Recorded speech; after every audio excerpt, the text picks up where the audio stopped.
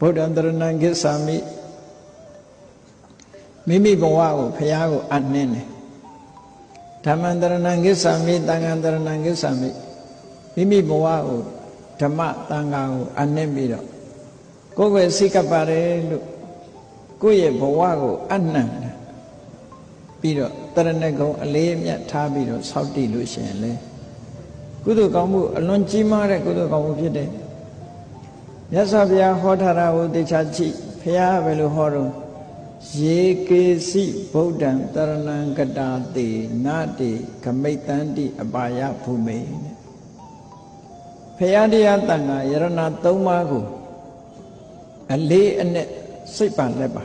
ဆိုဝိจิตတညိဆိုတာကိုပြောတာမဟုတ်ဘူးနော်ဆိုရိုးရှိလို့ကောက်ဆိုတာမဟုတ်ဘူးတကယ်အလေးနဲ့ဘုရားကုံကိုအာယုံပြုပြီးတော့ငါဘဝဘုရားကိုအနှံပါတယ်ဘုရားဆုံးမတိုင်းလိုက်နာပါမယ်တရားကိုကျင့်သုံးပါမယ်တန်ဃာတော်တွေစီကနေပြီးတော့တရားဓမ္မသိအောင်ကြိုးစားပါမယ်လူမဲ့တမ်းမဲ့ဆိုရင်တန်ဃာတော်တွေနဲ့ဆက်